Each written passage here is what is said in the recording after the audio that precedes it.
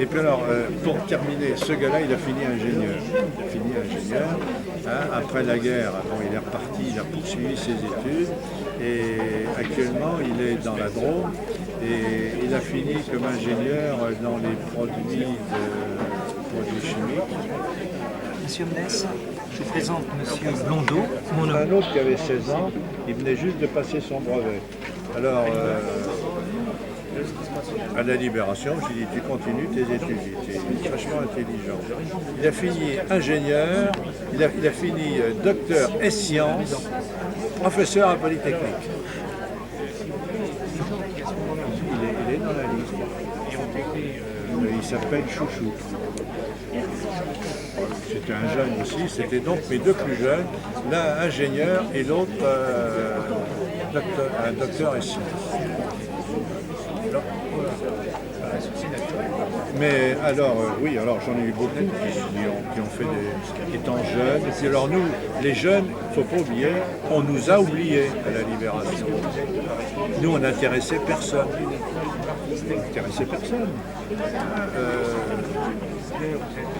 C'était les revenants, ceux d'avant-guerre, qui revenaient en disant « moi j'ai fait de la résistance ». Alors qu'est-ce qu'ils avaient fait?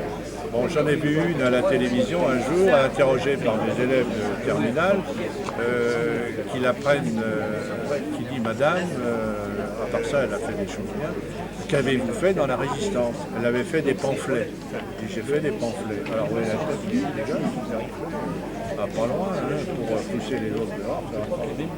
Alors, mais nous, on avait fait un travail solide. Tout ça, c'est pas du baratin. Aucun baratin là-dedans. Les déraillements, c'est du vrai. Il y a des photographies. Alors, les gars du maquis, là, parce que j'ai eu du mal à mettre les vrais noms après. Parce qu'un gars arrivait au maquis, où on me l'amenait, où il avait été sélectionné à tel et tel endroit, je faisais un tri. J'avais bien dit à mes agents de recrutement, ne m'envoyer que des jeunes, soit des gars du STO, mais à condition qu'ils viennent avec une arme. On vient à mon maquis pour se battre. Ce n'était pas un maquis planque, c'était un maquis de combat. C'était pas un maquis pour uniquement se préparer à attendre la première armée ou attendre une autre armée. C'était un maquis pour se battre. Voilà, exactement ça. Les maquis blancs, il y en a eu beaucoup, hein, avec des incidents terribles, parce qu'ils s'ennuyaient. Hein. Voilà. Alors, quand ils arrivaient au maquis, des fois ils arrivaient soit individuellement, avec un mot de quelqu'un, d'un agent de recrutement, mais ils ne venaient pas directement au maquis, ils ne savaient pas où il était. Ils arrivaient soit dans le village, soit dans un village voisin, et on me l'amenait. Et je lui demandais, tu as une carte d'identité? Ah, il me dit oui, ben montre-moi ta carte d'identité. Il me présentait sa carte d'identité et hop, brûlé. Comment tu t'appelles? Alors il y en a un, je lui demande comment il s'appelle. Comment tu veux qu'on t'appelle? Ben, il dit je sais pas. Bon alors ça va, je sais pas. En avant la musique, je sais pas. Et puis une autre fois, l'instituteur du village, un soir on se réunit, puis on dit maintenant, on se connaissait comme ça, et il faut choisir des noms de guerre parce que sinon on va se faire coincer. Alors toi, comment tu t'appelles? Ben moi, Charles, Vieux Charles, c'était l'aviateur. Bon, Vieux Charles, un autre, etc. Puis l'instituteur du pays, la Paul, je lui dis comment tu... Alors il me regarde comme ça, je dis t'as l'air d'un... Alors on l'a appelé Thaler. Ça lui est resté. Et même encore maintenant, quand on se retrouve, les gars m'appellent Simoun, les gars m'appellent pas en général, ils disent Simoun. Un autre, on dit tiens, c'est Chouchou. Hein, vous voyez, c'est resté. Alors la plupart des gens, ils sont originaires du coin. J'avais quelques Parisiens, deux Bretons, enfin bref, des gens de passage. Et qui étaient difficiles à, comment dirais-je, à recruter, c'est qu'ils étaient recrutés par, comment dirais-je, par la famille. Ils avaient de la famille dans le coin, sinon on ne les aurait pas pris. À tel point qu'un jour, c'est écrit, un jour, Valéry, c'était le capitaine soviétique qui était dans un groupe de prisonniers évadés. et que je n'avais pas voulu accepter au maquis, mais Valérie et moi, on s'entendait parfaitement. Parfaitement dans le langage, vous voyez, mi-français, da, on savait ce que ça voulait dire, bien sûr, mais autrement, on parlait un peu anglais tous les deux.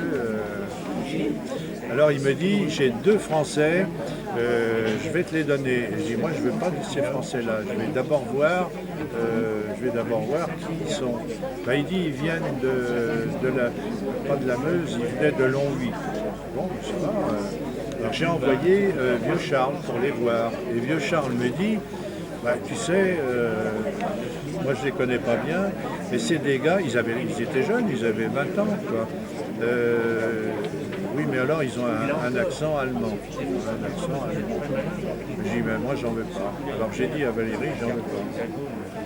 Et puis, vous direz de la péripétie, les gars, Valérie a voulu s'en débarrasser, il leur a donné une mission bidon. Il y en a un qui s'est fait tuer et puis l'autre a été fait prisonnier. Et puis en fait, étant prisonnier, il n'a pas été torturé, mais il a lâché le groupe de résistance. L'institutrice du village a été arrêtée, c'était elle qui coordonnait la chaîne d'évasion de ce village. C'est là-dedans. Cet imbécile, il y a 2 ans, est venu me trouver. Il est venu me trouver, c'est comme ça que je connais l'affaire. Il est venu me trouver en me disant, voilà, je voudrais un certificat, je voudrais obtenir la carte de combattant de la résistance. Alors il m'explique, il me dit, voilà, j'étais à Vélizy, j'ai été avec les Russes, ensuite je suis parti, j'ai été arrêté, etc. Je suis avec les Russes. C'était quand ça? Il me dit c'était au mois d'avril 1944. Ben, j'ai envoyé quelqu'un pour vous voir. Il m'a dit oui, j'ai vu un gars qui est, il est toujours en vie, l'autre. Celui que j'avais envoyé est toujours en vie, Georges est toujours. Et puis là, il serait là, ce serait formidable. Enfin, il est en dessous. Alors, il me dit j'ai été arrêté et puis au bout d'un certain temps, les Allemands m'ont relâché. Et puis d'autres. Alors j'ai pointé les dates, j'ai dit, vous ne pourriez pas m'écrire tout ça, là, il m'a mis tout ça sur le papier. Et moi, je suis allé aux archives. Et les archives, quand il a été arrêté, il a été emprisonné. Dans la prison, il y a quand même des archives. Les arrestations, gendarmerie, police, Gestapo, tout ça, moi je les ai récupérés. Et je les ai eus entre les mains. Alors je sais que c'est lui qui a enlevé. Il doit vous dire que j'ai pas fait de. C'est comme ça que l'histoire, la véritable histoire pourra ressortir parce que moi je commence par râler au début. Je dis, j'ai essayé de dire tout ce que je pouvais dire, mais actuellement il y a des lois qui m'empêchent d'aller plus loin parce que il y a des délais de prescription. 50, 100 ans, etc. C'est pas possible. Alors, et comme j'ai accès par autorisation spéciale à toute la documentation, y compris tout ce qui est classifié, j'ai donc des trucs que je ne peux pas dire. Pas dire. Pour ça, j'ai une opinion sur un certain nombre de choses. Une opinion sur beaucoup de choses. Mais je ne peux pas les dire. Est-ce que vous aviez des motivations spéciales à part combattre l'occupation allemande? Vous avez des motivations en plus pour résister Non, voilà, moi j'étais imbibé de patriotisme par ma mère d'abord et mon père. J'étais imbibé. Et puis ensuite, quand vous avez vécu à Paris, vous avez vu cette photo là, bon, que vous voyez constamment dans le métro, etc., des gars qui, etc., que vous crevez de faim à Paris, rien à manger. Alors, tout ça, ça finit par remonter. Et puis moi, j'étais dans la défense passive en plus. Je faisais la défense passive. Alors, j'allais sous les bombardements, Billancourt, etc., Vélizy, à Villacoublay. On partait avec les équipes. Alors, bien sûr, tout ça, je l'ai vécu intensément. Alors, je ne pouvais pas, alors aucune raison politique, je ne connaissais Mais uniquement cette idée de chasser les gars qui étaient là. C'est tout. Pas d'assassinat, mais du combat, je ne peux pas dire loyal, mais enfin avec le moins mal possible, pas achever les blessés. Alors les médecins, vous pouvez poser des questions sur les médecins, comment soigner les blessés. Alors nos blessés, les nôtres, je m'étais arrangé avec, enfin il y avait un médecin général qui avait servi outre-mer, à la colonie, outre-mer, on disait à la colonie à l'époque, très longtemps, et qui est venu spontanément me prêter, m'aider à soigner mes gars, qui étaient légèrement blessés au maquis. Alors les autres, je les évacuais soit sur l'hôpital de Vesoul, soit l'hôpital de Luxeuil, en les faisant passer pour accidenter des chemins de fer. On disait comme ça, les accidentés du chemin de fer. Hein, soit un bombardement, un mitraillage, etc. Et ils étaient, grâce à un docteur qui s'appelle Memphis, ils étaient donc traités à Vesoul. D'autres, on les faisait soigner par des médecins locaux, mais avec beaucoup de prudence. Et finalement, ceux qui étaient soignés par des médecins locaux étaient cachés dans les villages. Et j'en ai deux comme ça qui sont mariés avec leur infirmière. Il y en a un qui habite Drancy avec son infirmière, et puis l'autre il habite dans les îles avec son infirmière aussi. Ben, vous voyez, c'est des trucs qui se terminent bien, à tel point que les élèves, après l'avoir lu là, avec les professeurs, les élèves du lycée de Coligny dans le Jura et du lycée de Luxeuil-les-Bains veulent faire, les élèves là, veulent faire un scénario pour un film. Enfin un scénario à eux, quoi, bien sûr, hein, parce que ça se termine par des mariages, y compris le mien. Et le mien, c'était rocambolesque, par-dessus le marché.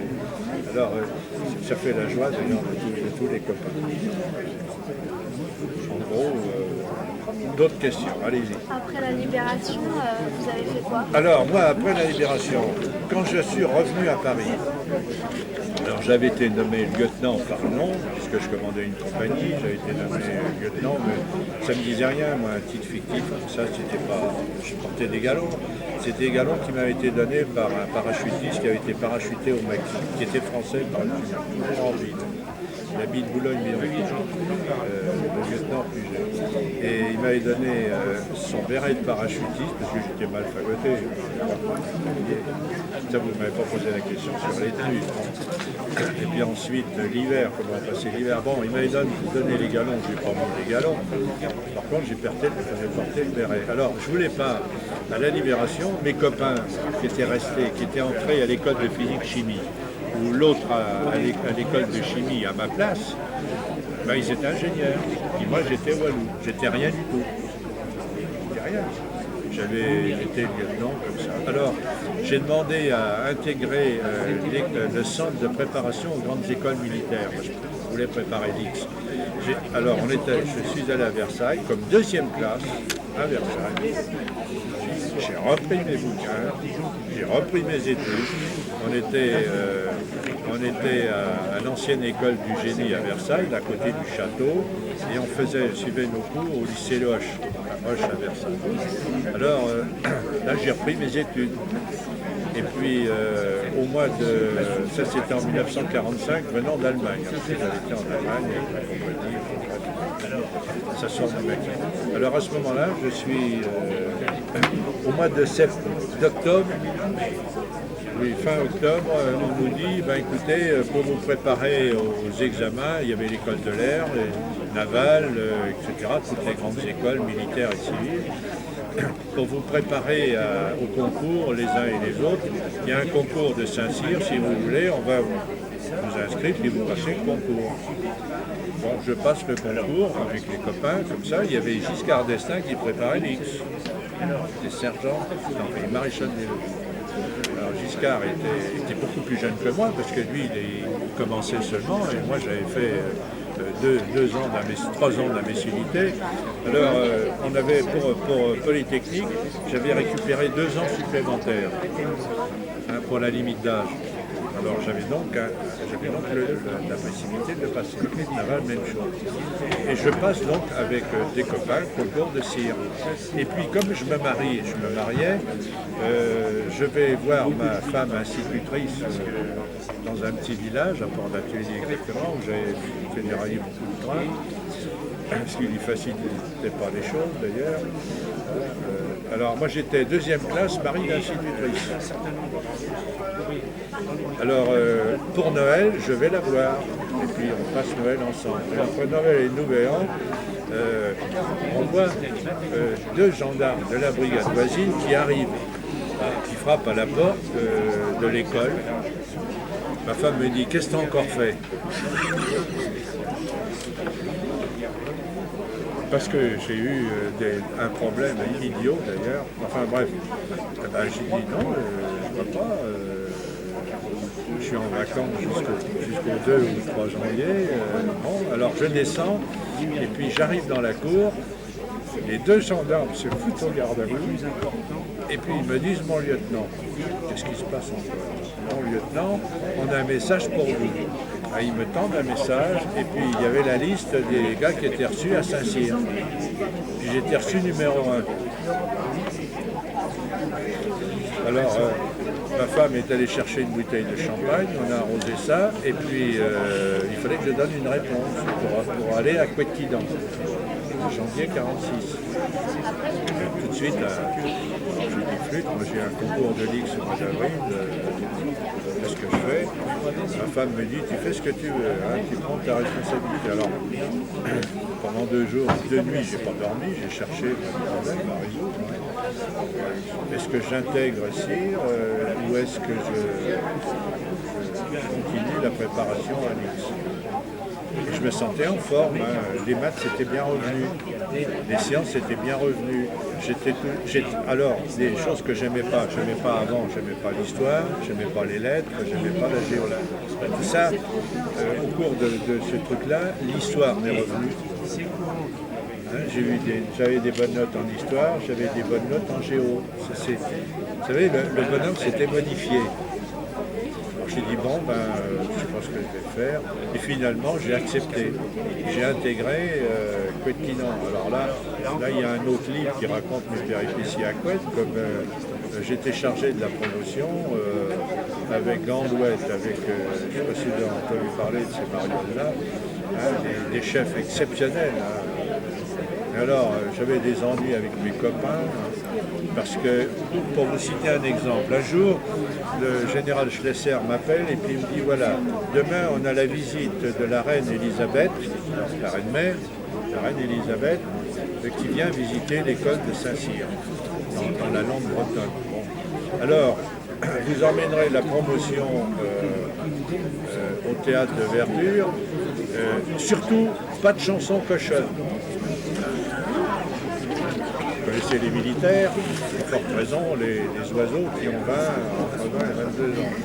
Alors, je préviens les gars, alors je rassemble la promotion, ça faisait 500 bonhommes, et j'ai dit, écoutez, pas de chansons cochonnes, la reine Elisabeth est là, alors foutu le camp.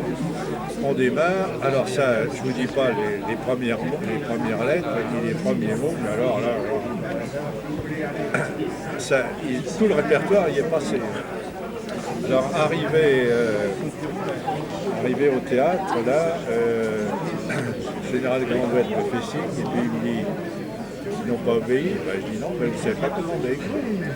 Alors demain matin, tenue de campagne, 4 jours de Diouf. Alors, j'ai prévenu mes gars, je dis merci, parce que 4 jours au Diouf, mais alors la tenue de campagne, ils me l'ont faite d'ailleurs. Et puis, je ne sais pas si je vous ai raconté là-dedans, enfin bref. Donc après, je suis sorti dans la cavalerie, l'arme blindée, l'arme blindée, j'étais aspiré en gendarmerie, j'ai fait la garde. J'ai fait l'outre-mer, l'Indochine, ce qu'un militaire doit faire. Et j'ai quitté les armées. Je ne suis pas à la retraite. Hein. je suis ce qu'on appelle la deuxième section, c'est-à-dire que je suis toujours à la disposition du ministre. La retraite, Bijard est à la retraite, moi, je suis pas à la retraite. Alors lui, Bijard peut écrire tout ce qu'il veut, moi j'ai pas le droit. J'accorde des interviews, mais je suis obligé de rendre compte. On m'a envoyé en mission, on m'a envoyé voir Saddam Hussein il y a pas mal d'années. Je suis allé au Portugal, je suis allé. Bref, on me donne des missions. Vous voyez, on a la deuxième section. Et puis je continue maintenant. J'ai fait des travaux à l'Institut des hautes études de défense nationale. On me met dans le bain pour faire un travail. Soit sur le djihad islamique, l'islam. Bref, alors on revient au maquis. Hein. Je vous laisse. Les maquis, c'était dans une forêt. Ah oui, dans la forêt, oui, intégralement. Alors moi, j'avais refusé. Mes gars auraient voulu se mettre dans une ferme isolée. Vous savez, des fois, les maquis, on les voit dans les fermes isolées. Or, j'avais fait un peu de préparation militaire étant enfant de troupe, ce qu'on appelle enfant de troupe dans la famille. Les fils de militaires pouvaient être enfants de troupe sans aller aux enfants de troupe, c'est-à-dire qu'on suivait des séances d'instruction militaire. Oui, c'est le dernier, c'est pour vous ça. Je vous le donnerai tout à l'heure, je m'en sers. Hein. Mais c'est mon dernier pavé. Merci. Alors, j'avais donc fait un peu etc., militaire, tir, la section, puis ensuite dans la défense passive, j'étais chef de section.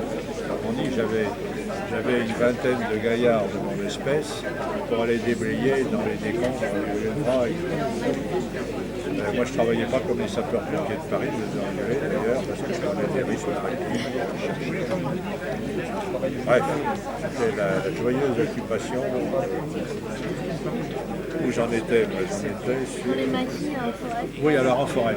Alors, j'avais dit à mes gars, surtout, pas de ferme, pas de village, interdiction de fréquenter les villages, interdiction d'aller dans les fermes sans mon autorisation. Ce qui fait que, pourquoi? Parce que sur les cartes d'état-major, toutes les fermes isolées sont marquées les cartes d'état-major. Or, les Allemands possédaient toutes les cartes d'état-major françaises. Ils savaient que, après en avoir arrêté quelques-uns, parce qu'ils avaient quand même une certaine expérience pour faire l'achat, ils savaient que dans les fermes isolées, ils pouvaient trouver des maquisards ou des résistants, ou ceci, etc. Alors moi, j'avais interdit absolument. Autrement dit, l'hiver, dans les forêts de chênes, il n'y a plus un poil de feuilles. Alors, les forêts de chênes interdites. On était uniquement dans les forêts, il y a des grands sapins, surtout à la limite des Vosges. Alors on était, ça n'a pas duré longtemps heureusement, on était dans les forêts de sapins l'hiver. Alors, on avait fait des petits baraquements, etc., mais bien isolés. Mais là, pendant l'hiver, 43-44, on n'était pas nombreux. Alors, on était une vingtaine à peu près. Alors la difficulté, c'était le froid. On était mal habillés. Et puis à partir du printemps, on s'est mis dans les forêts de chênes, on s'est mis à Manille. Alors moi j'ai déplacé mon maquis petit et le grand, dans à peu près une quinzaine de fois, enfin c'est marqué là au départ, j'ai expliqué les zigzags qu'on a pu faire dans tout le secteur pour déplacer mon maquis, pas rester au même endroit. Ce n'est qu'à partir du mois de juin, quand on a été, fin juin, début juillet, quand on a été suffisamment fort et sûr, et aguerri, que nous sommes restés à peu près au même endroit. J'ai récupéré un capitaine qui avait été mis à la porte de l'armée en 1939, au moment de la guerre, vous voyez, mis à la porte de l'armée pour alcoolisme. C'est pas de la tarte. Ce gars-là est un gars du génie, je l'ai pris comme conseiller technique. Et il m'a fait au maquis, il m'a fait des merlons, il m'a fait des tranchées, etc. Il a bien organisé la défense du maquis. Ça m'a servi après. Alors la difficulté avec lui, c'était de l'empêcher de boire. Il voulait boire, c'était à lui. Voilà. Alors, pour l'installation, j'avais beaucoup de bûcherons, c'était des gars solides, j'avais des bûcherons donc installés. On a récupéré des toiles de tente sur les péniches par exemple, parce que j'ai fait sauter des écluses aussi. Alors les péniches ne pouvaient plus passer. Et sur les péniches, vous voyez même encore maintenant, il y a des bâches qui sont costauds, hein, qui empêchent l'eau de passer. On avait récupéré des bâches de péniche, j'avais récupéré des bâches navales parce qu'il n'y avait aucune raison que nous, on soit dans le maquis et que les balles continuent à fonctionner dans les villages. Alors on a récupéré des bâches des balles et puis on a installé des tentes, des guicous, etc. Alors la difficulté, c'était l'alimentation, on ne pouvait pas chauffer. Parce que faire de la... Là, dans mon premier ouvrage, les gars m'ont dit que tu aurais dû expliquer davantage comment on vivait. Alors j'ai expliqué un peu plus. Mais pour le faire chauffer quelque chose, ben, il y avait des gars qui étaient solides, qui avaient l'habitude, du bois sec.